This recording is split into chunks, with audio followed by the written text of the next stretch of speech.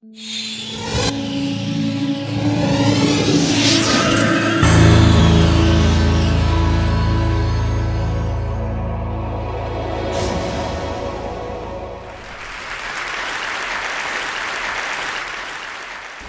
do you explain when things don't go as we assume? Or better, how do you explain when others are able to achieve things that seem to defy all of the assumptions? For example, why is Apple so innovative? Year after year after year after year, they're more innovative than all their competition. And yet, they're just a computer company. They're just like everyone else. They have the same access to the same talent, the same agencies, the same consultants, the same media. Then why is it that they seem to have something different? Why is it that Martin Luther King led the civil rights movement? He wasn't the only man who suffered in a pre-civil rights America, and he certainly wasn't the only great orator of the day. Why him? And why is it that the Wright brothers were able to figure out controlled powered manned flight when there were certainly other teams who were better qualified, better funded, and they didn't achieve powered manned flight, and the Wright brothers beat them to it? There's something else at play here. About 3.5 years ago, I made a discovery, and this discovery profoundly changed my view on how I thought the world worked, and it even profoundly changed the way in which I operate in it. As it turns out, there's a pattern. As it turns out, all the great and inspiring leaders and organizations in the world, whether it's Apple or Martin Luther King or the Wright brothers, they all think, act, and communicate the exact same way, and it's the complete opposite to everyone else. All I did was codify it. And it's probably the world's simplest idea. I call it the golden circle.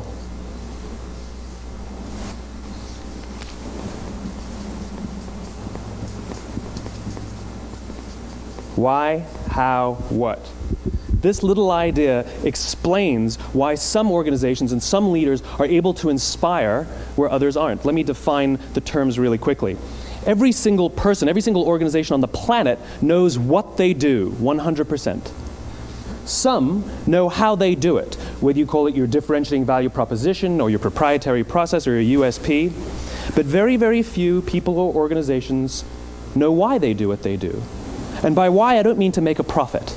That's a result. It's always a result. By why, I mean what's your purpose? What's your cause? What's your belief? Why does your organization exist? Why do you get out of bed in the morning? And why should anyone care? Well, as a result, the way we think, the way we act, the way we communicate is from the outside in. It's obvious. We go from the clearest thing to the fuzziest thing. But the inspired leaders and the inspired organizations, regardless of their size, regardless of their industry, all think, act, and communicate from the inside out. Let me give you an example. I use Apple because they're easy to understand and everybody gets it. If Apple were like everyone else, a marketing message from them might sound like this. We make great computers. They're beautifully designed, simple to use, and user-friendly. Want to buy one? Meh. And that's how most of us communicate. That's how most marketing is done, that's how most sales is done, and that's how most of us communicate interpersonally. We say what we do, we say how we're different or how we're better, and we expect some sort of behavior, a purchase, a vote, something like that. Here's our new law firm. We have the best lawyers with the biggest clients. We have, we always perform for our clients, do business with us. Here's our new car. It gets great gas mileage. It has, leather seats. Buy our car. But it's uninspiring. Here's how Apple actually communicates. Everything we do, we believe in challenging the status quo. We believe in thinking differently. The way we challenge the status quo is by making our products beautifully designed, simple to use, and user-friendly. We just happen to make great computers. Want to buy one? Totally different, right? You're ready to buy a computer from me. All I did was reverse the order of the information. What it proves to us is that people don't buy what you do, people buy why you do it. People don't buy what you do, they buy why you do it. This explains why every single person in this room is perfectly comfortable buying a computer from Apple. But we're also perfectly comfortable buying an MP3 player from Apple, or a phone from Apple, or a DVR from Apple. But as I said before, Apple's just a computer company. There's nothing that distinguishes them structurally from any of their competitors. Their competitors are all equally qualified to make all of these products. In fact, they tried. A few years ago, Gateway came out with flat screen TVs. They're eminently qualified to make flat screen TVs. They've been making flat screen monitors for years. Nobody bought one. And Dell came out with MP3 players and PDAs. And they make great quality products, and they can make perfectly well-designed products, and nobody bought one. In fact, talking about it now, we can't even imagine buying an MP3 player from Dell. Why would you buy an MP3 player from a computer company? But we do it every day. People don't buy what you do, they buy why you do it. The goal is not to do business with everybody who needs what you have. The goal is to do business with people who believe what you believe. Here's the best part. None of what I'm telling you is my opinion. It's all grounded in the tenets of biology, not psychology, biology. If you look at a cross-section of the human brain, looking from the top down, what you see is the human brain is actually broken into three major components that correlate perfectly with the golden circle. Our newest brain, our Homo sapien brain, our neocortex, corresponds with the what level. The neocortex is responsible for all of our rational and analytical thought and language. The middle two sections make up our limbic brains, and our limbic brains are responsible for all of our feelings, like trust and loyalty. It's also responsible for all human behavior, all decision-making, and it has no capacity for language. In other words, when we communicate from the outside in, yes, people can understand vast amounts of complicated information like features and benefits and facts and figures. It just doesn't drive behavior. When we communicate from the inside out, we're talking directly to the part of the brain that controls behavior, and then we allow people to rationalize it with the tangible things we say and do. This is where gut decisions come from. You know, sometimes you can give somebody all the facts and your figures, and they say, I know what all the facts and details say, but it just doesn't feel right. Why would we use that verb? It doesn't feel right. Because the part of the brain that controls decision-making doesn't control language. And the best we can muster up is, I don't know, it just doesn't feel right. Or sometimes you say you're leading with your heart or you're leading with your soul. Well, I hate to break it to you, those aren't other body parts controlling your behavior. It's all happening here in your limbic brain, the part of the brain that controls decision-making and not language. But if you don't know why you do what you do, and people respond to why you do what you do, then how will you ever get people to vote for you or buy something from you, or more importantly, be loyal and want to be a part of what it is that you do?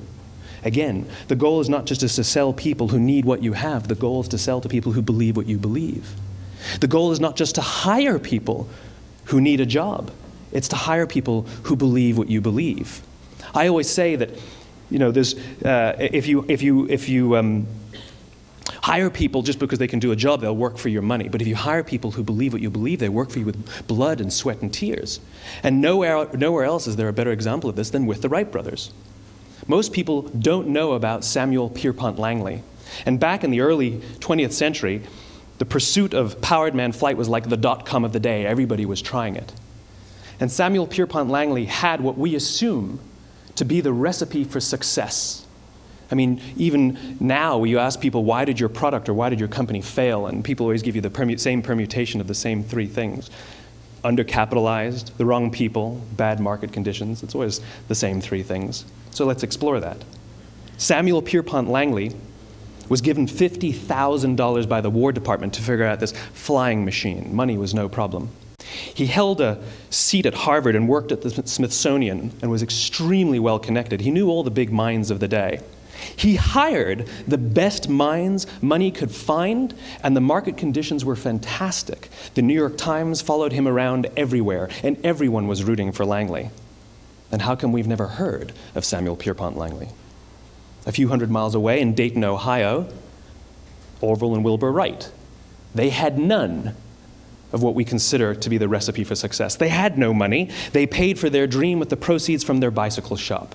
Not a single person on the Wright brothers' team had a college education, not even Orville or Wilbur. And the New York Times followed them around nowhere. The difference was Orville and Wilbur were driven by a cause, by a purpose, by a belief. They believed that if they could figure out this flying machine, it'll change the course of the world. Samuel Pierpont Langley was different. He wanted to be rich and he wanted to be famous. He was in pursuit of the result. He was in pursuit of the riches. And lo and behold, look what happened. The people who believed in the Wright brothers' dream worked with them with blood and sweat and tears. The others just worked for the paycheck. And they tell stories of how every time the Wright brothers went out, they would have to take 5 sets of parts because that's how many times they would crash before they came in for supper. And eventually, on December 17th, 1903, the Wright brothers took flight. And no one was there to even experience it. We found out about it a few days later. And further proof that Langley was motivated by the wrong thing, the day the Wright brothers took flight, he quit. He could have said, "That's an amazing discovery, guys, and I will improve upon your technology." But he didn't. He wasn't first. He didn't get rich. He didn't get famous. So he quit. People don't buy what you do, they buy why you do it. And if you talk about what you believe, you will attract those who believe what you believe. Well, why is it important to attract those who believe what you believe? Something called the law of diffusion of innovation. And if you don't know the law, you definitely know the terminology. The first 2.5% of our population are our innovators. The next 13.5% of our population are our early adopters. The next 34% are your early majority, your late majority, and your laggards. The only reason these people buy touch-tone phones is because you can't buy rotary phones anymore. We all sit at various places at various times on the scale, but what the law of diffusion of innovation tells us is that if you want mass market success or mass market acceptance of an idea, you cannot have it until you achieve this tipping point between 15 and 18% market penetration, and then the system tips. And I love asking businesses, what's your conversion on new business? And they love to tell you, oh, it's about 10%, proudly. Well, you can trip over 10% of the customers. We all have about 10% who just get it. That's how we describe them, right? That's like that gut feeling, oh, they just get it. The problem is, how do you find the ones that just get it before you're doing business with them versus the ones who don't get it? So it's this here, this little gap, that you have to close, as Geoffrey Moore calls it, crossing the chasm. Because you see, the early majority will not try something until someone else has tried it first. And these guys, the innovators and the early adopters, they're comfortable making those gut decisions. They're more comfortable making those intuitive decisions that are driven by what they believe about the world and not just what product is available. These are the people who stood online for 6 hours to buy an iPhone when they first came out, when you could have just walked into the store the next week and bought one off the shelf. These are the people who spent $40,000 on flat-screen TVs when they first came out, even though the technology was substandard. And by the way, they didn't do it because the technology was so great. They did it for themselves. It's because they wanted to be first. People don't buy what you do, they buy why you do it. And what you do simply proves what you believe. In fact, people will do the things that prove what they believe. The reason that person bought the iPhone in the first 6 hours, or stood in line for 6 hours, was because of what they believed about the world and how they wanted everybody to see them. They were first. People don't buy what you do, they buy why you do it. So let me give you a famous example, a famous failure and a famous success of the law of diffusion of innovation. First, the famous failure. It's a commercial example. As we said before a second ago, the recipe for success is money and the right people and the right marketing conditions, right? You should have success then. Look at TiVo. From the time TiVo came out about 8 or 9 years ago to this current day, they are the single highest quality product on the market. Hands down, there is no dispute. They were extremely well funded. Market conditions were fantastic. I mean, we use TiVo as a verb. I TiVo stuff on my piece of junk Time Warner DVR all the time. But TiVo is a commercial failure. They've never made money. And when they went IPO, their stock was at about $30 or $40 and then plummeted, and it's never traded above 10. In fact, I don't think it's even traded above 6, except for a couple of little spikes. Because you see, when TiVo launched their product, they told us all what they had. They said, we have a product that pauses live TV, skips commercials, rewinds live TV, and memorizes your viewing habits without you even asking. And the cynical majority said, we don't believe you, we don't need it, we don't like it, you're scaring us. What if they had said, if you're the kind of person who likes to have total control over every aspect of your life, boy, do we have a product for you. It pauses live TV, skips commercials, memorizes your viewing habits, etc., etc. People don't buy what you do, they buy why you do it, and what you do simply serves as the proof of what you believe. Now let me give you a successful example of the law of diffusion of innovation. In the summer of 1963, 250,000 people showed up on the Mall in Washington to hear Dr. King speak. They sent out no invitations, and there was no website to check the date. How do you do that? Well, Dr. King wasn't the only man in America who was a great orator. He wasn't the only man in America who suffered in a pre-civil rights America. In fact, some of his ideas were bad. But he had a gift. He didn't go around telling people what needed to change in America. He went around and told people what he believed. I believe, I believe, I believe, he told people. And people who believed what he believed took his cause and they made it their own, and they told people. And some of those people created structures to get the word out to even more people. And lo and behold, 250,000 people showed up on the right day, on the right time to hear him speak. How many of them showed up for him? 0. They showed up for themselves. It's what they believed about America that got them to travel on a bus for 8 hours to stand in the sun in Washington in the middle of August. It's what they believed, and it wasn't about black versus white. 25% of the audience was white. Dr. King believed that there are 2 types of laws in this world, those that are made by a higher authority and those that are made by man. And not until all the laws that are made by man are consistent with the laws that are made by the higher authority will we live in a just world. It just so happens that the civil rights movement was the perfect thing to help him bring his cause to life. We followed him not for him, but for ourselves. And by the way, he gave the I have a dream speech, not the I have a plan speech. Listen to politicians now with their comprehensive 12-point plans. They're not inspiring anybody. Because there are leaders and there are those who lead.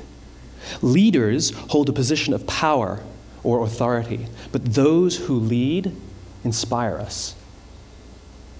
Whether they're individuals or organizations, we follow those who lead, not because we have to, but because we want to. We follow those who lead, not for them, but for ourselves. And it's those who start with why that have the ability to inspire those around them or find others who inspire them. Thank you very much.